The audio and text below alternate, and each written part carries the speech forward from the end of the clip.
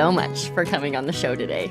I am so excited to be here, Dallas. Thanks for having me. Of course, it's been a bit of a long time coming. We scheduled this I think so, like yeah. 17 years ago. Does that feel about right? Well, yeah, in the current day and scenario, like who even keeps track of time? Yeah, it's so true. All right. So the reason I'm so excited to have you on the show is you are just a genius about human design and how, as women in business, we can use our human design to break free from hustle culture, make really informed decisions, just really feel more embodied in our businesses. So we're going to get to that. But first, I am so inspired by your personal story. So would you be open to just sharing your journey with our listeners from being this stay-at-home mom who actually took allowance from your husband to where you are today with this multiple six-figure business? Absolutely, I would love to. And thanks for calling that out. Like you said, I was a stay-at-home mom. I moved to the US. I was born and raised in India, lived there for my entire life, got married there, and I moved to the US for my husband's work. So I was actually on a sabbatical, which is another different story on why I took the sabbatical. But I was on a sabbatical, and I was like, oh, this is going to be a good vacation. We were just going to be here for 3 months. And it turned out to be a longer term commitment. And my husband's job, they made him an offer to stay here permanently. So we moved here. And within, I think, the first couple of years, I got pregnant with my first one. And we just decided that I was going to be a stay-at-home mom, look after my son. My husband was in a traveling role, so he used to travel all the time. And then it was a temporary situation. It was just like, okay, just for a little bit. Yeah. And then that 1 year turned into 6 years, 2 kids, and I never got back to work. And initially, I loved it. I mean, I still date. Like being a mom is my favorite thing to do on planet Earth. But I was coming to this point in my life where I was starting to feel a lack of self-identity. And I know a lot of women since then have come up to me and said that, oh my God, I know exactly what you're talking about. Yeah. And I was starting to feel these whispers of, there's more for you here. There's more for you. This is not it. This is not it. This can't be it. And I was also starting to feel a little bit of dissatisfaction in my usual roles of laundry folding and dishwashing and all of that day in and day out. And one day, Dallas, I was on a playground with my older one. He was in kindergarten at that time. So I had a 5-year-old and almost like a 1-year-old. Okay. And we were at the playground. We were at a play date with lots of other kindergartners playing with my son. And they suddenly, for 1 second, they all surrounded me and started asking me some question. And they weren't using my name because they probably didn't know me by my name. They knew me as my son's mom. So they were calling me by my son's, so Ikshan's mom. And I don't know what happened, but it just suddenly struck me that I have a name. I want to be called by my name.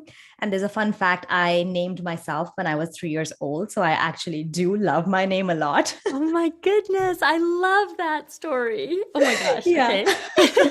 Yeah. And so that was my first almost like a lightning moment that I want to create my identity. And at that point of time, honestly, it wasn't even like, I want to make my own money. It wasn't even that. Yeah. But it was just like, I want people to know me by my name. I don't want to be my son's mom, my husband's wife, my parents' daughter. I want people to know me by Deepshikha. And I had no idea what to do. Like I absolutely had no idea. But, I think the universe works in such amazing ways. They give you this, he or she gives you the whispers. And once you take the first step, they show you the path one by one. So it just happened that there was this opportunity for me to freelance as almost like a social media manager for an online entrepreneur. And I had no idea what this online entrepreneur meant. I had no freaking idea. I didn't know what this was, but I love to write, and she needed some social media writing, and I was good at it. And I started doing that, and I realized that I was good at it. And slowly, it was almost like word of mouth. It started spreading, and I started receiving requests from other entrepreneurs who wanted the same thing.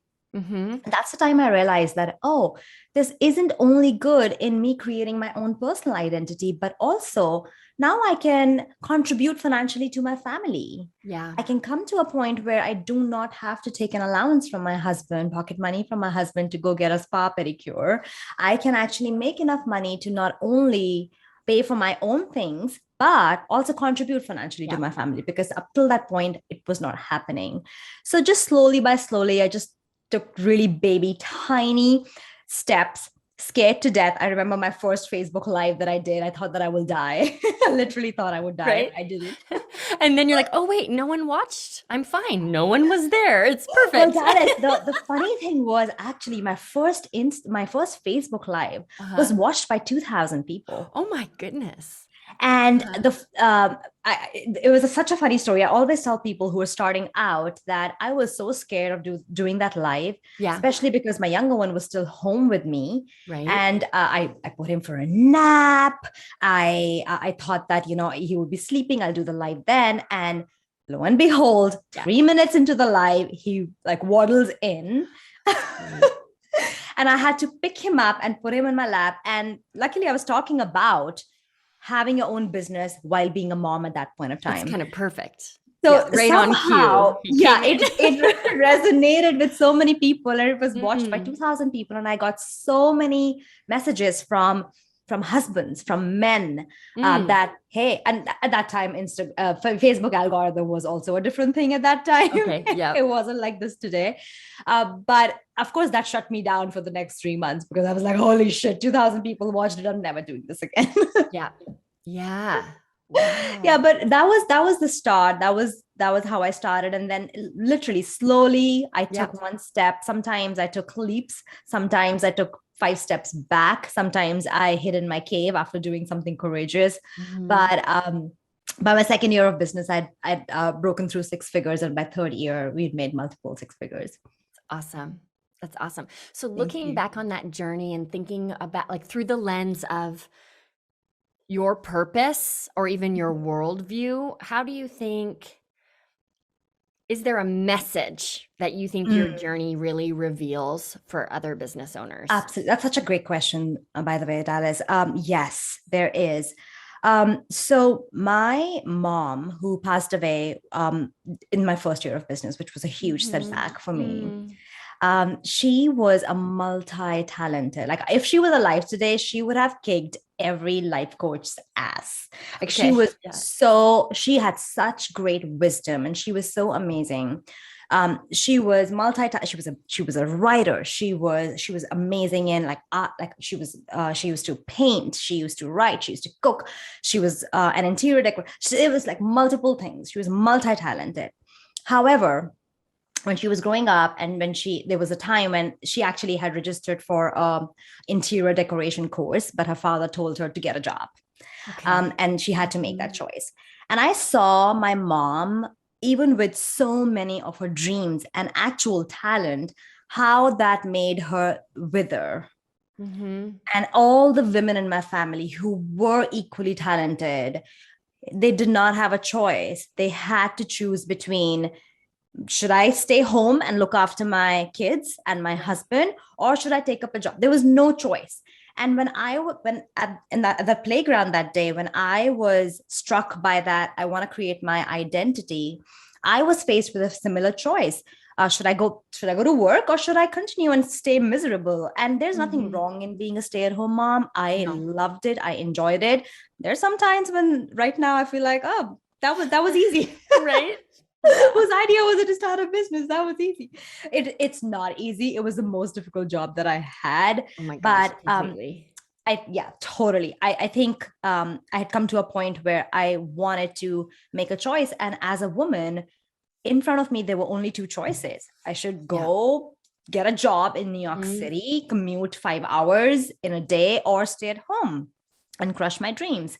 And that was not acceptable to me. So it was like a defining moment in my life that, almost the culture, my upbringing, patriarchy has given me these two choices. I'm saying no to both of them. I'm going to Yeah. create my own choice. Yeah. And I think that's the message that I want to leave, here with to women, Mhm. that sometimes we only have the choices that have been shown to us by our culture, or by patriarchy, or by the people who've gone before us. And there is always a third choice. It comes as whispers, not as loud, but if you follow that, the more path will be revealed to you. Yeah. I really appreciate you sharing all of that. I know because what I'm hearing you say is for you, it's so much about reclaiming your identity Mhm. and allowing that full identity to be seen and appreciated. Mhm. And I think that's really powerful. I know for me, my daughter will be 7 in December. um, a big motivator for me when I have those moments of mom guilt, Yeah. right? Because there are days when I'm not doing either job well, Mhm. right? Um, I remind myself how important it is for me to show her what it looks like to be a resourceful, empowered, strong woman, right? Who has her own identity and can still be a mom. And those two things aren't necessarily separate, but Mhm. they are definitely, it's like they're sisters, right? Instead of Absolutely. enmeshed. Yeah. Oh, I love that. I love that. And even though, Dallas, I don't have daughters, I have two sons, two boys, and it's so vital to me to show to them that it's possible to go after your dreams. Like if you ask Yeah.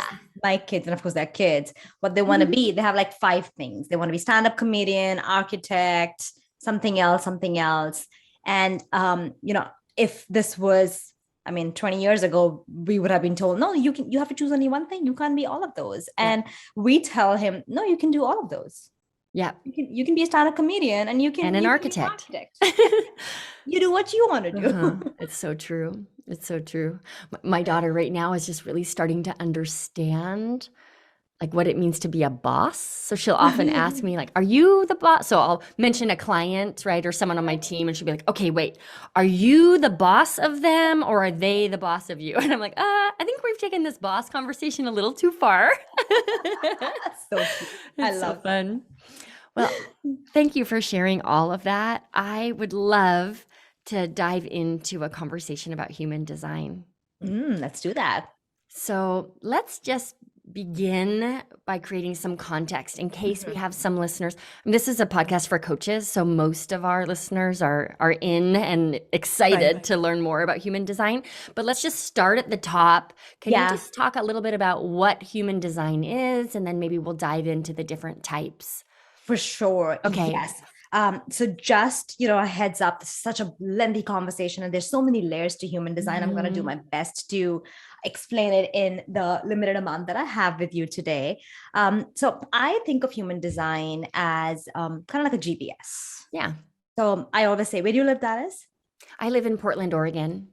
Awesome. So let's say if I am in New Jersey. So let's say if I were to go from New Jersey to where you are, Portland, Oregon, I wanted to drive, I'm gonna put the coordinates on my GPS, right? Yep. It's gonna show me probably the easiest, less traffic. Google Maps is gonna show me the path that's gonna take me to you in the shortest amount of time, the easiest path possible. Right. Of course, there might be traffic jam on the way. There might be some roads might be closed, but it's always going to create a detour and tell me. Now it's up to me if I get in the car and if I decide that, oh no, actually I'll drive south. I'll go to Florida. Mhm. And then I'll go to Portland, Oregon. Then it might take me longer. It might be an inconvenient trip. So human design basically is the easiest. I wouldn't say easiest. Like, don't quote me on that. It's not the easiest, but it is the Right. most aligned Yeah. path for you to get there. It's the correct path Yep. for you to get to what your soul desires, your soul goals are. Mhm. And that's what human design is. It'll always tell you how you should live. In other words, I always say that remember those nudges of how you should behave, how you should be, your interests when you were a baby, when you were like 5 years, 6 years of age, right before the age of 7 and 8. That's the human design. That's a human design talking. Because after that, we all get this cultural conditioning from our parents, from our caregivers, and we forget who were we really. Yeah. That's what human design is. So there are 5 types of human design. The first one is a manifestor, that I am. They're very rare. They're about 8% of the population. There's manifesting generators. I believe you are a manifesting generator. Yeah. They're about 33% of the population. Then there's generators. So manifesting generators are actually a combination of generators and manifestors. Generators are about 37%, and then there are projectors, and I forget, I think probably 23%. And then the last one are reflectors. They're very, very rare. They're about less than 1% of the population. Oh, wow. Okay. Yeah. And just so how I look at human design, and I haven't really publicly said this ever, but I kind of look at human design differently. I was on a podcast once, and somebody asked me, so where does human design not work?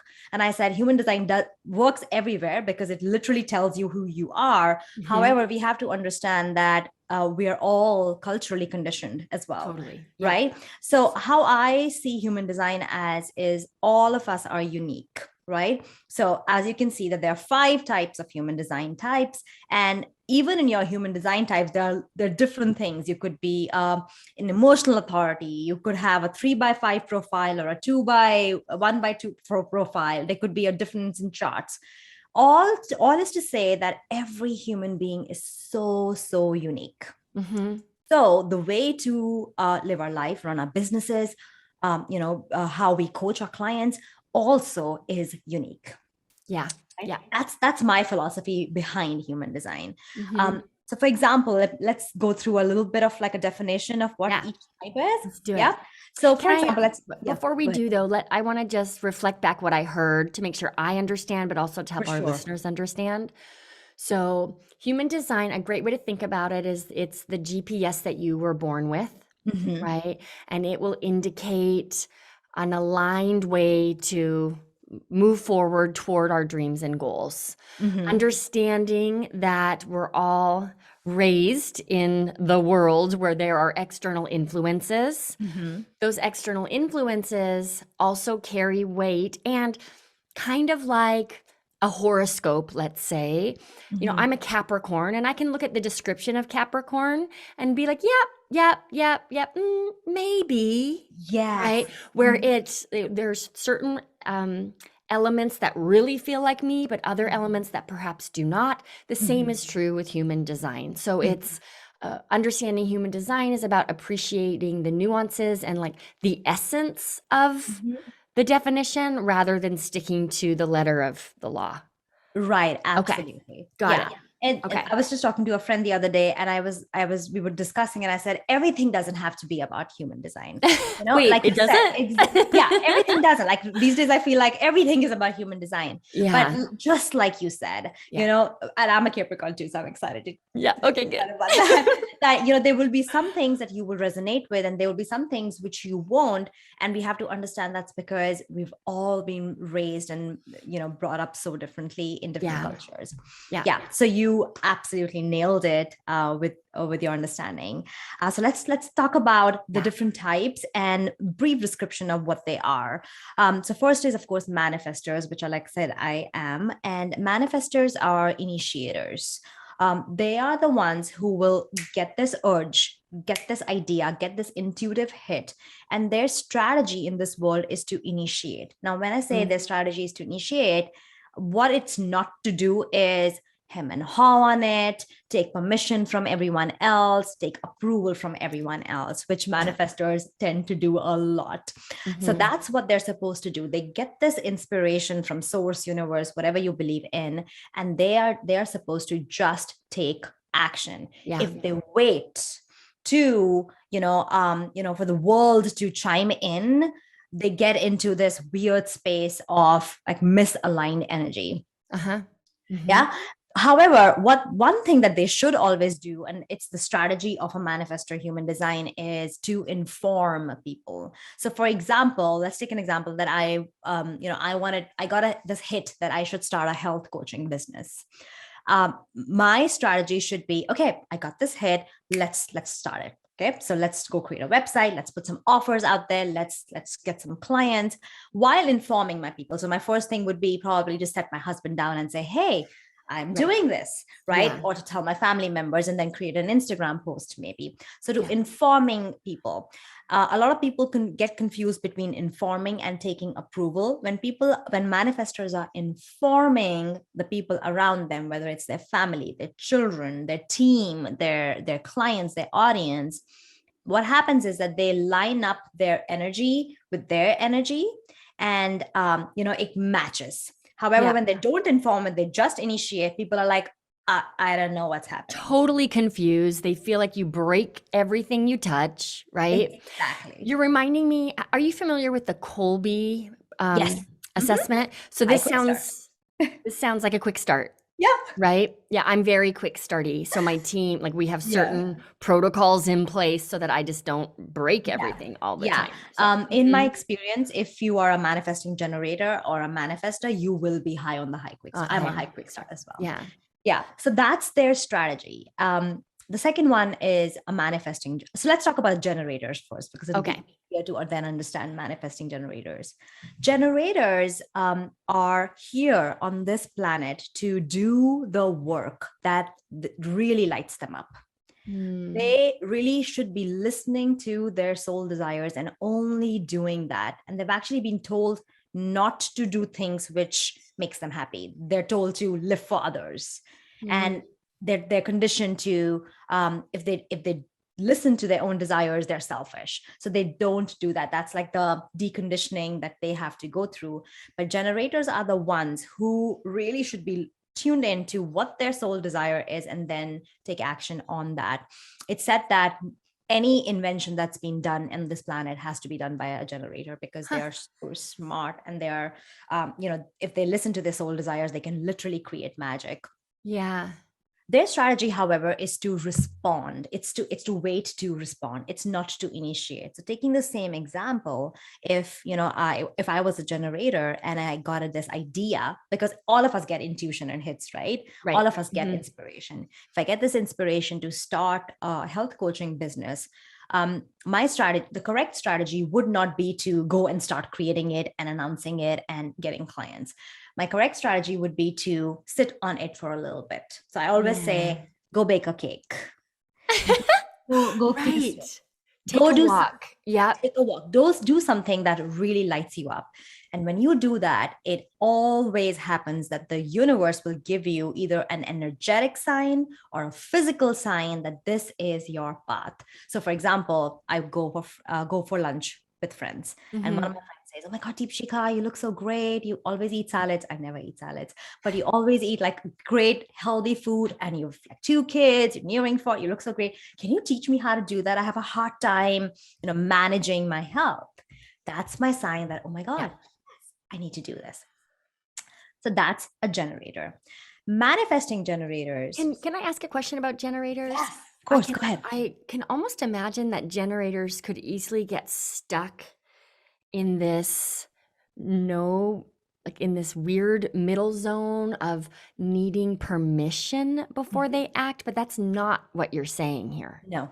Okay.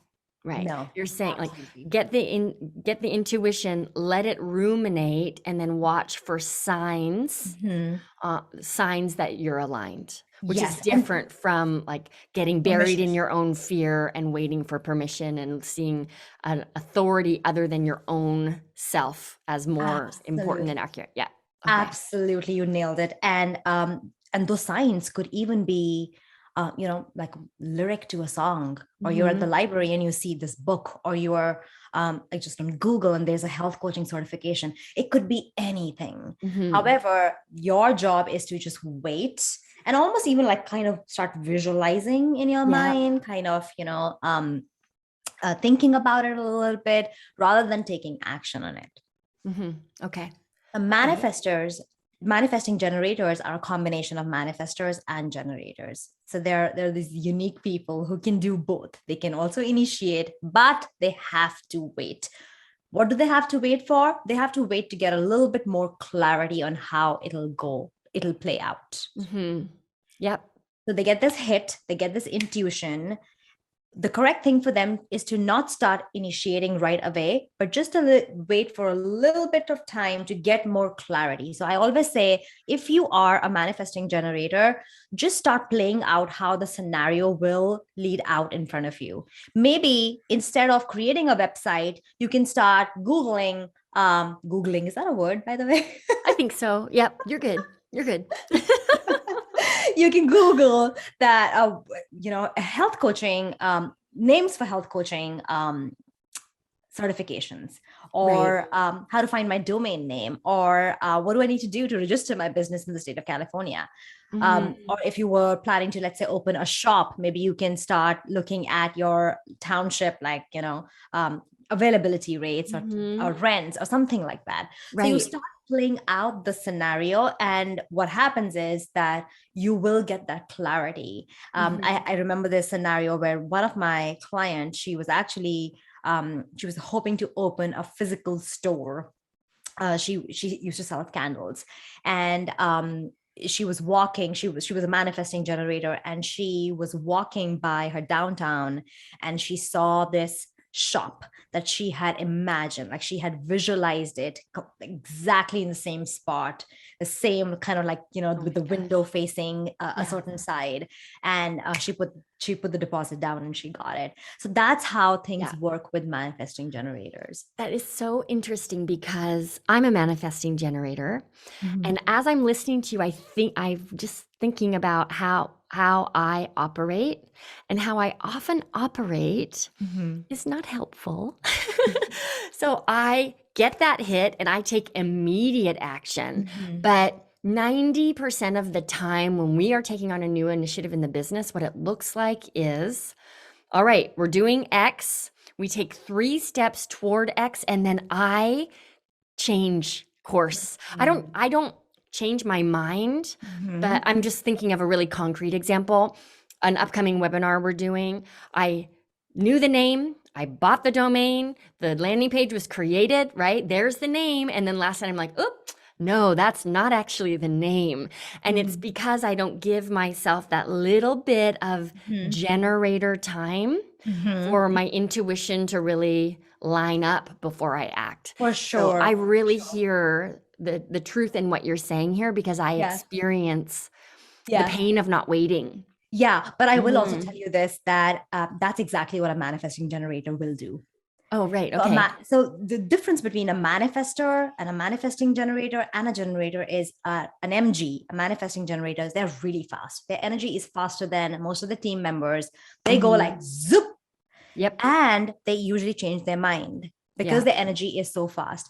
And in our world today, we are told that it's wrong to change your mind, right? However, it's actually right for manifesting generators to go experience that and then be like, okay, no, I'm not doing that. I'm doing it's my favorite thing to do, actually, is change my mind. Yeah. So I always tell my clients who are manifesting generators, they're usually multi-passionate. They are photographers, copywriters, authors, and 10 more things. Yeah. Like my son, he's a manifesting generator, and he's like into like 5 different things at one point of time. Yeah. So that's actually what you described. That's a true definition of a manifesting generator. That makes sense. Sense. And what I'm getting just from this conversation, which I think is so helpful for all of our listeners, and it's just the experience of what you described, by understanding how I innately operate when I'm aligned, I don't have to judge it. Right. So now my process becomes, you know what, like how I move through things is changing my mind. That's when I know I'm aligned, instead of adopting all the self-doubt or self-criticism that might come when we're, like, air quotes here, right, doing it wrong. So it's really illuminating for me. Yeah. And I mean, the whole conversation and the dynamics around it would change when you just tell your team that, okay, this is how I operate. I might decide it and we might change it. So and that's, again, as a manifestor, your strategy is also to inform. As an MG, sorry, your strategy is also to inform, because you do have the manifestor in it. And then your team can be aligned that, okay, Dallas might change her mind. So we are all ready and on guard for that, for her to change her mind. That's all right. Yeah, that's great. Okay, so we've talked about the first three. There are two Yes, more types, right? absolutely. All right. So the next one is a projector. They are Mhm. literally my favorite people on earth. And projectors are, I call them the lighthouses. They Mhm. are here to be literal guides to everybody. Projectors make the best coaches, by the way. Mm. They're the lighthouse. If projectors stand in their own brilliance and they shine their light, they can literally get lost people to come towards the light. That's what Mhm. their soul gift is. Yeah. One of my favorite people, Barack Obama, is a Mhm. projector. Mhm. Their strategy, and projectors, people get confused with projectors a lot. Their Okay. strategy is to wait for the invitation. And when people hear this, they're like, what the F? Like, how am I supposed to wait for the invitation and not Right. do anything? Mm. Right. However, it isn't like, do not take it literally. So let me explain what that means. So let's say go to a party, right? If you go with me, you will probably see me go to other people and say, hey, I'm Deepshikha, what's your name? Mhm. If a projector does that, they would be super uncomfortable because that's not their correct way to operate in life or Right. business, Mhm. right? So as a manifester, like I can easily do an outreach and send a message to someone and say, hey, I'm doing this workshop, I think it'll be great for you, come. As a projector, someone would find that very, very super uncomfortable because their strategy is not to initiate, it's to be wait to be invited. Mhm. However, what projectors need to understand that is they don't have to do anything to be wait to be invited. Their awesomeness just brings on the invitation. Right. Exactly. So Mhm. if they go to a party and they are literally like enjoying the life, they're like dancing, they have a drink in their hand, they're having this amazing conversation with someone, or they're just by themselves and being the lighthouse, shining the light, everybody looks at them and say, "Oh my God, wow. I want to join her party. Like Mhm. I want to have what she's having." Mhm. I tell my projectors is what I tell them, that you have to be the lighthouse. You have to stand confident as a lighthouse. A lighthouse never goes to every, like a captain of the ship or Right. lost people on the beach and says, come here, here's the light. It just stands in its brilliance and it shines the light. Mhm. And Mhm. when a projector does that, invitations will follow. Right. So it's just defining as a projector. It sounds like it's about defining what does it look like for me when I am being the lighthouse. Yes. Because it's not passive, No. right? It may look passive from the Yes. outside, but it's Mhm. very intentional. And Absolutely. yeah, okay. Yeah. And sometimes the invitations they get is an actual invitation that, Mhm. hey, do you want to come on my podcast? Or do you want to do this event with me? Sometimes it will be an energetic invitation. And I'm just going to give you an example. Sometimes people also get really confused with this whole waiting for the invitation thing. I have this client who's going to be doing their speaking engagement in a couple of days. And we got on a hot seat and she said, Deepshikha, how can I, get more leads from that speaking engagement? I'm going to be Yes. speaking there, but tell me, because, most of the strategies out there are for manifestors and manifesting generators. So I told her, I was like, you can ask them for their emails. And I gave her a few strategies that have been super successful in the past. And she was like, but this is not an invitation, right? And then I had to remind her that, remember, you already got invited to this Right. event. Yeah. So sometimes projectors also get into their head like we have to Mm. be getting the invitation. We have to remember that you already got an invitation to do this, whether it was a physical invitation or an energetic invitation. Mhm. It doesn't mean that projectors cannot take any action, can never reach out, can never pitch for a podcast. You can just wait for that energetic or a physical Yeah. invitation. And you're always being invited. You're Right. never not being invited. Right. Like Barack Obama ran for president. There was Yes, work that he did there. He didn't exactly. just wait to be put Yes, into the White House. Great. exactly. Yeah. And his invitation would have been, there's an election. There are people Right. who have to like be nominated to stand in the election, right? Yeah. That Mhm. was his invitation. Another little note about projectors is the Mm. biggest work that projectors need to do is on their self-worth. Mm. Our industry hasn't been very fair to projectors because a lot of our marketing has been just do it, get over the fear and do it, feel the fear and do it anyway. And that makes projectors very unseen, very almost like invisible. And the biggest work, if they can realize that they are amazingly worthy and they are the lighthouses, they're unstoppable. Yeah, that's a really, really good point. I'm thinking about the people in my life who might be projectors. So, Yeah. all right. So there's a third one, which is one There's a less than fifth one. 1%. Oh, a fifth one. Yes. Sorry. And it's less than 1% of the population. Is that what you said? Yes, less than Okay. 1%. And they Mm-hmm. are called reflectors. And as the Mm-hmm. name suggests, Dallas, they're here to be reflecting all of us. They are the reflectors of the community. Most of the human designs, all the other four are solar human design, and reflectors are the only ones who are lunar human design. So they are associated with the moon cycle, and their strategy sounds very funny. It's to wait till 28 days to make a decision. And that's like, what? Right. 28 days? Yeah. But it's actually really fun. I've worked with a couple of reflector clients, and two things that I say for my reflector people. Because they are, so if you look at their human design chart, Dallas, every other human design type will have some of the areas colored. They're called centers, gate. They will be colored. However, for a reflector, the entire chart is empty. It's blank. And so what they do is whichever community they are in, they take it in and they reflect it back. They take it in and they amplify it. So one thing that is superiorly important for a reflector is to choose their communities carefully, choose their friend circle community carefully. Because they're just impacted by their surroundings in such an intense way, right? Totally. And the other thing is, I always say, and this is good for every human on the earth, track your moon cycle, like track how you feel every day so that you don't have to say, oh, you asked me to marry you, I'm going to wait for 28 days to make a decision.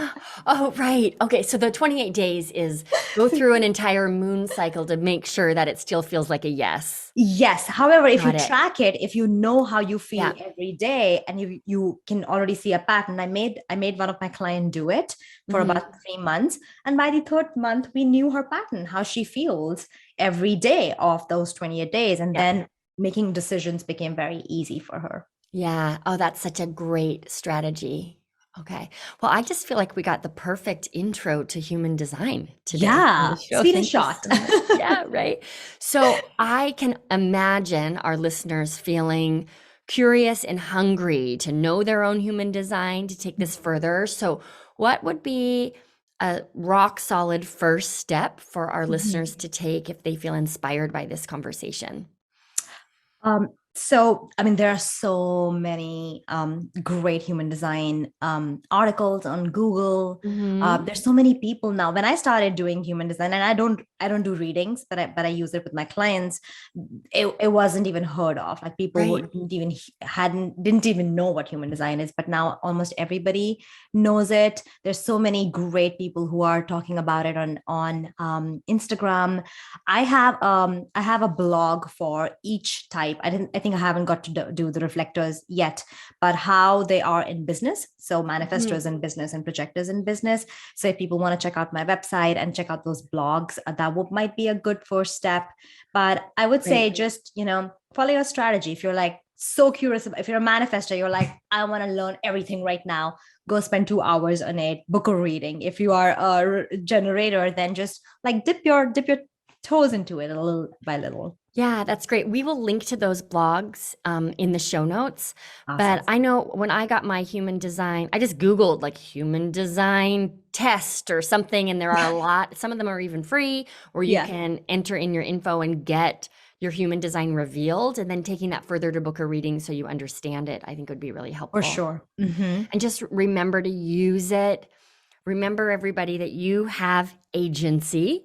Right? So human design is a tool for you to utilize. It's not necessarily the dictator of all of your decisions. I love that you said that. Yeah. Absolutely. Yeah, thank you. Thank you so much for coming on the show today. This was a fascinating conversation. I see My how passionate you are about this, and it's really inspiring to see. And I'm sitting here watching you thinking, gosh, her clients are so lucky that she relies on this tool to really be able to meet them where they're at and help Mhm. them move forward in an aligned way. Deepshika, it's Mhm. just fantastic to have you here. Thank you Oh, for coming. totally my pleasure, Dallas. Thank you so much. And yeah, I absolutely love human design and even Colby. Anything that gives us a peek into who we are, because our Mhm. businesses shouldn't be a boxed cookie cutter version of someone else's business. It should Yep. be exactly custom curated, like a Chanel couture gown for every nuance of our personality and our energy. Yeah, that's beautiful. Well, thank you again. And thank you everyone for tuning in. We will see you back here next week. Bye bye.